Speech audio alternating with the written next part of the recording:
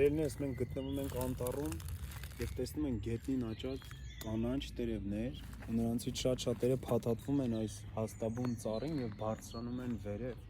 Տեսեք միջև վեր բարձրանում են իրենք։ Շրջվի եւ պտտվի օրինակ տես ետևում ոչ բոլոր տերևներն են որ բարձրացել են ծառերը, օրինակ այս մի ծառը մենք անտառում ենք եւ բացահայտ երևում են շատ ծառեր եւ շատ տերևներ,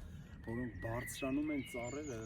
եւ ոմանք էլ կան որ մնում են պարզապես գետնի վրա, օրինակ հենց հիմա տես իրանք մնացել են գետնի վրա եւ մնացածը բարձրացել են ծառը։ Գիտես ուզում եմ քեզ մի խորհուրդ տալ, իսվել քեզ այդ մի խորհուրդով,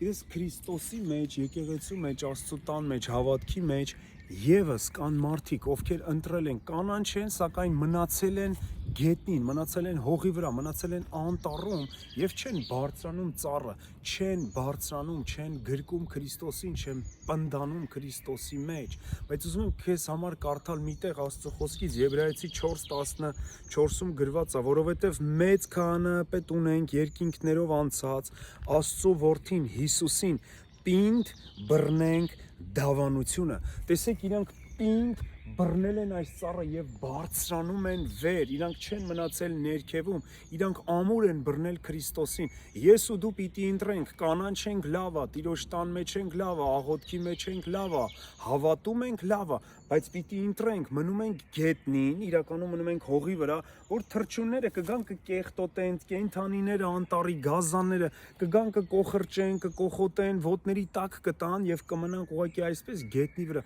թե մենք կբարձրանանք այս ծառը, ամուր կբռնենք եւ կփաթաթվենք, ինչպես Եբրայեցի 10:23-ում նորից գրած է, պինդ բռնենք հույսի դավանությունը, անսայթակ, որ հավատարիմ